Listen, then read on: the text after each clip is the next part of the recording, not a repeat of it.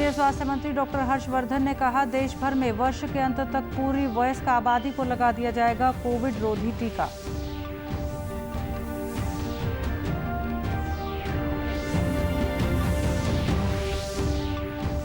प्रधानमंत्री नरेंद्र मोदी को किसान संगठनों ने लिखा पत्र, कृषि कानूनों पर वार्ता फिर से शुरू करने का किया आग्रह।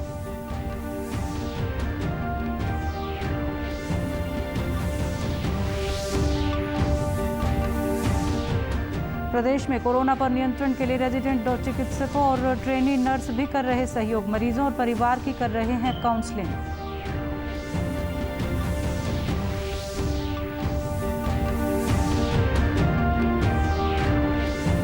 और कुरुक्षेत्र में कोरोना योद्धा पोर्टल लॉन्च, संक्रमितों की हर संभव मदद कर रहे हैं स्वयंसेवी।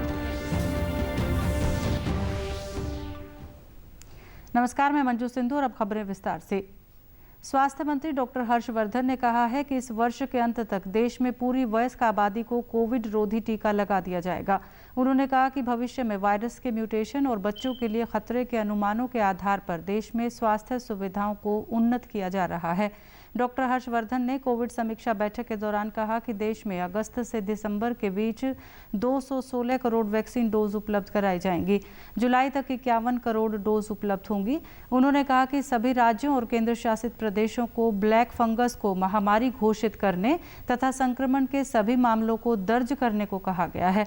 स्वास्थ्य मंत्री ने कहा कि छोटे राज्यों में भी संक्रमण के मामले तेजी से बढ़ रहे हैं और इसके प्रति अत्यधिक सतर्क रहने की आवश्यकता है। स्वास्थ्य और परिवार कल्याण मंत्रालय के मुताबिक पिछले 24 घंटों में देश भर में कोरोना के 2,57,000 से अधिक नए मामले सामने आए हैं। वहीं पिछले 24 घंटों में 3,57,000 से अधिक मरीज उपचार करवाकर स्वस्थ हो चुके हैं। प्रदेश में कोरोना संक्रमण के सक्रिय मामलों की संख्या 54,000 से अधिक और कोरोना संक्रमण से स्वस्थ होने वालों की संख्या 6,66,000 से अधिक हो गई है। रिकवरी दर 91.53% और मृत्यु दर अब 1.00% हो गई है। प्रदेश में अब तक लगभग 52 लाख से अधिक व्यक्तियों का टीकाकरण हो चुका है। किसान संगठन संयुक्त किसान मोर्चा ने प्रधानमंत्री नरेंद्र मोदी को पत्र लिखकर 3 कृषि कानूनों पर बातचीत फिर से शुरू करने का आग्रह किया है। किसान पिछले साल नवंबर से दिल्ली की सीमाओं पर आंदोलन कर रहे हैं। किसानों और सरकार के बीच कई दौर की वार्ता हो चुकी है, लेकिन वे 3 कृषि कानूनों पर गतिरोध को दूर करने में विफल रहे हैं। संयुक्त किसान मोर्चा में किसानों के 40 संघ शामिल हैं। एक सरकारी समिति ने 22 जनवरी को किसानों के साथ मुलाकात की थी। 26 जनवरी के बाद से दोनों पक्षों के बीच कोई बातचीत नहीं हुई है। मोर्चे ने अपने बयान में कहा है कि प्रदर्शनकारी किसान नहीं चाहते कि कोई भी महामारी की चपेट में आए। प्रदेश सरकार ने सभी अस्पतालों में रेजिडेंट डॉक्टरों, MBBS अंतिम वर्ष, BSc के अंतिम वर्ष व नर्सिंग ट्रेनिंग की ले रही ट्रेनी की सेवाएं लेने का निर्णय लिया है। इसके तहत प्रदेश में अब तक कुल 682 विद्यार्थियों सहित 38 रेजिडेंशियल डॉक्टरों ने अपनी सेवाएं देनी शुरू कर दी हैं।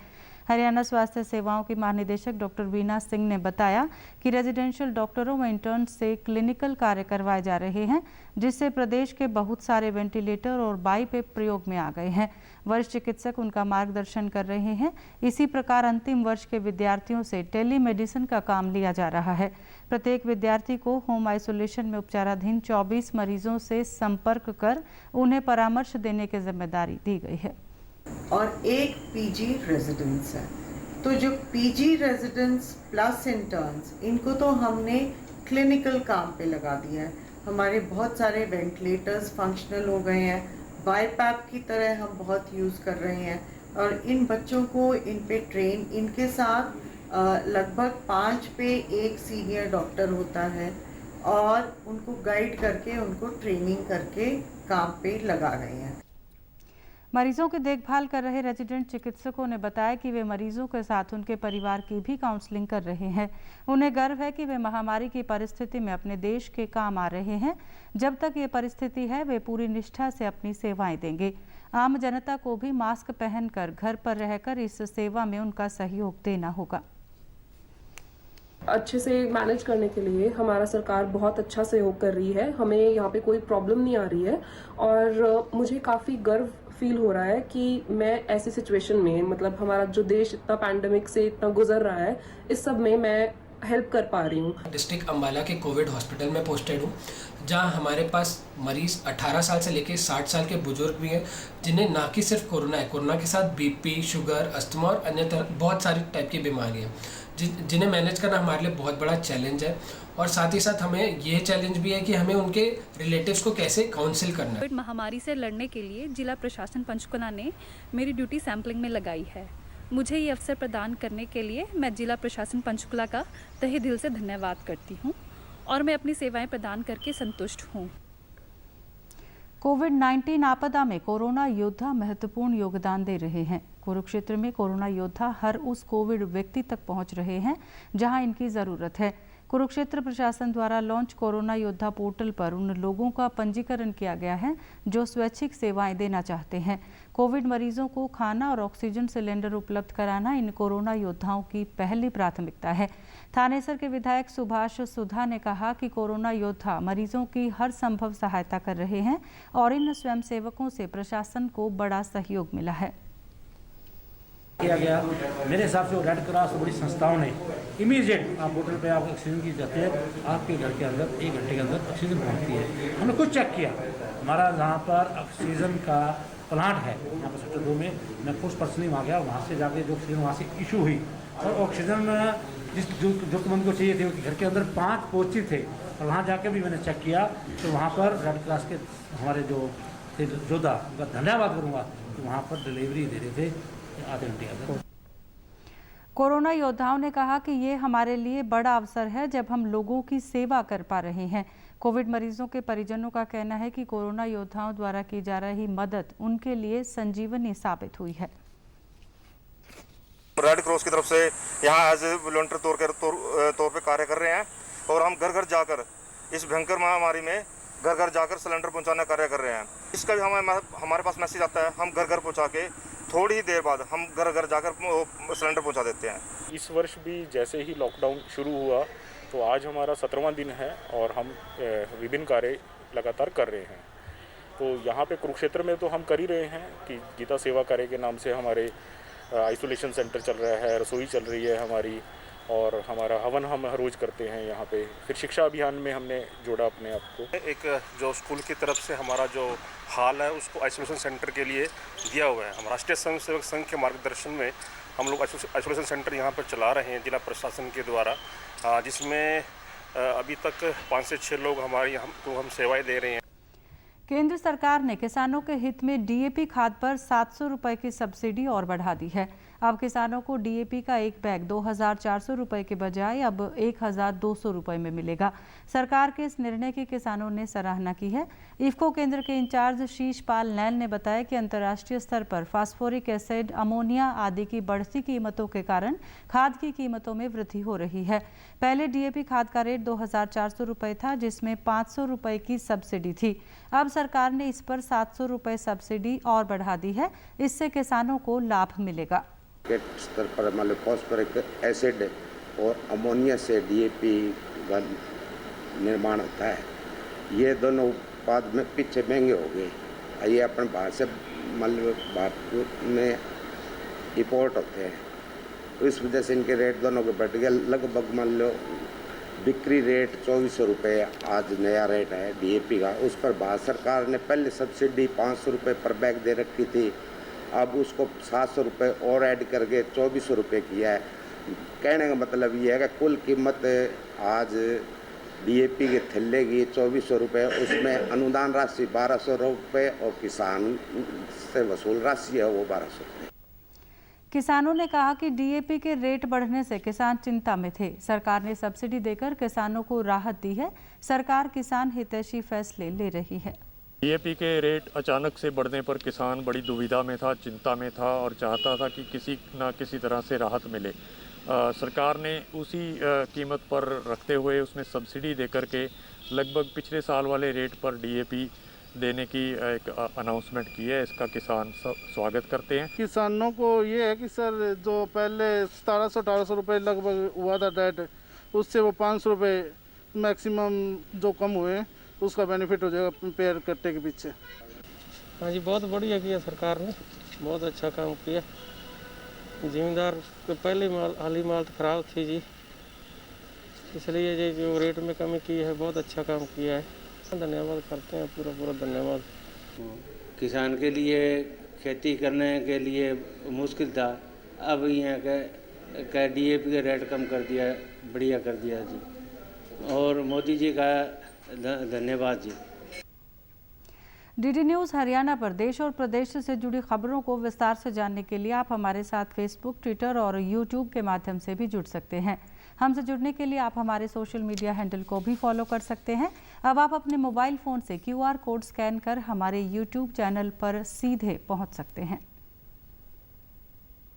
खाद्य एवं सार्वजनिक वितरण मंत्रालय द्वारा मेरा राशन ऐप लॉन्च किया गया है।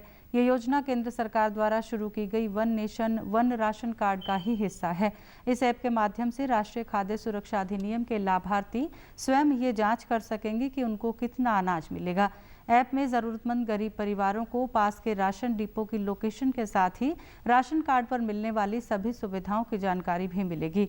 इस ऐप के तहत प्रधानमंत्री गरीब कल्याण अन्न योजना के लाभार्थियों को भी राशन वितरण की जानकारी मिल सकेगी। जींद के जिला खाद्य एवं आपूर्ति नियंत्रक वीरेंद्र सिंह ने बताया कि इस ऐप को विशेष तौर पर प्रवासी लोगों के लिए ही तैयार किया गया है, ताकि इधर उधर काम करने के दौरान पास की राशन की दुकान से उन्हें वे सभी सुविधाएं प्राप्त हो सके जो सुविधाएं वो पहले से अपने राशन कार्ड पर ले रहे हैं। उन्होंने बताया कि पात्र व्यक्ति के पास यदि किसी कारणवश राशन कार्ड नहीं है तो वो आधार कार्ड से भी राशन ले सकता है। जो हरियाणा से बाहर के हैं कार्ड धारक, वो भी उस पर अपना यहाँ हरियाणा में राशन ले सकते हैं। ऐप पे वो चेक करते हैं। उसके लिए कार्ड धारक को एंड्रॉयड फ़ोन तो उसके लिए ज़रूरी है, लेकिन उस पर वो अपना ऐप डाल के उस पर चेक कर सकता है कौन सा डिपो नज़दीक है और वो अपना राशन ले सकता है। बाहर के प्रवासी मजदूर भी one ration card, one nation one ration card जो योजना सरकार ने लागू की है उसके तहत अपना राशन प्राप्त कर सकता है। भारत सरकार के द्वारा मेरा राशन एक ऐप लॉन्च किया गया है, जिसमें चाहे कोई भी फैमिली कहीं भी रहती है तो नियर बाई डिपो में ऑनलाइन वो अब ये पता कर सकते हैं कि भाई मेरा राशन जो है कहाँ पर मिलेगा। इससे जो है आपको ये बेनिफिट होगा कि आप नियर बाई जहाँ भी रहते हो वहीं पर आप आसानी से ये पता कर सकते हो कि भाई मुझे कितना राशन मिलना है और कब मुझे राशन मिलना है। तो मैं इससे ये पता लगा सकता हूँ कि भाई मेरा यहाँ से, अगर मैं यहाँ से चला गया कहीं दूसरी जगह चला गया तो मेरे को दिक्कत होती है कि भी वहाँ राशन मिलेगा कि नहीं मिलेगा, तो मैं इस ऐप के माध्यम से वहाँ पे जाके ये पता लगा सकता हूँ कि भी मेरे को मिलेगा या नहीं मिलेगा। यहाँ पे पूरे हिंदुस्तान में होगा और ये सरकार द्वारा लॉन्च की गई एक बहुत ही फ़ायदेमंद ऐप है। सरकार ने जो ऐप लॉन्च किया है इससे लोगों को फ़ायदा होगा। जो गरीब जो हैं उनको पता लगेगा, डिपो से आप अपना राशन ले सकेंगे, इसका बहुत फ़ायदा है।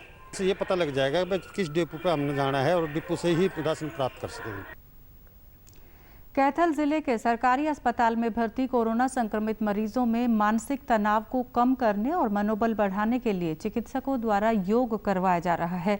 अस्पताल की प्रधान चिकित्सा अधिकारी डॉक्टर रेणु ने बताया कि मरीजों के इलाज के साथ उनके खान पान का विशेष ध्यान रखा जाता है। इसके अलावा भजन और चुटकुलों के माध्यम से उनका मनोरंजन किया जाता है।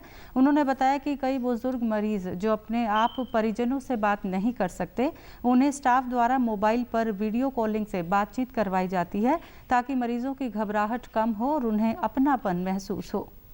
हमारी मेंटल हेल्थ की स्टाफ नर्स मरीज़ों को डेली सुबह शाम योगा करवाती हैं, उनको ब्रीदिंग एक्सरसाइजेस करवा रही हैं और साथ में ओम विलोम और कपालभाति जैसी एक्सरसाइज करा रही हैं, ताकि मरीज़ों की जो फेफड़े हैं वो अच्छे से काम करें और वो जल्दी से ठीक होके घर जाएं। इसके अलावा हमारे योगा के डॉक्टर्स भी लगे हुए हैं, वो भी सुबह आके उनको योगा करवाते हैं और ब्रीदिंग एक्सरसाइजेस करवाते हैं। हमारे डॉक्टर्स उन पे बेस्ट पॉसिबल ट्रीटमेंट दे रहे हैं ताकि वो जल्दी से जल्दी ठीक होकर अपने घर जाएं। इसके अलावा कुछ मरीज़ जो बात नहीं कर सकते खुद फ़ोन पे, उनके लिए वीडियो कॉलिंग हमारी स्टाफ नर्स करवाती है, ताकि उनके घर वालों को भी पता चले कि हमारा मरीज़ ठीक हो रहा है और इससे मरीज़ को भी तसल्ली होती है कि मेरी घर वालों से बात हो रही है। अंत में इस बुलेटिन के मुख्य समाचार एक बार फिर। केंद्रीय स्वास्थ्य मंत्री डॉक्टर हर्षवर्धन ने कहा, देश भर में वर्ष के अंत तक पूरी वयस्क आबादी को लगा दिया जाएगा कोविड रोधी टीका।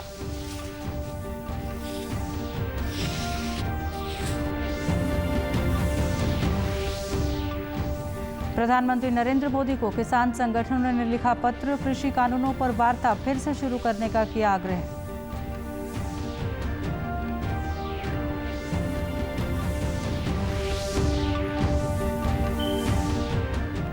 प्रदेश में कोरोना पर नियंत्रण के लिए रेजिडेंट चिकित्सकों और ट्रेनी नर्स भी कर रहे सहयोग, मरीजों और परिवार की कर रहे हैं काउंसलिंग।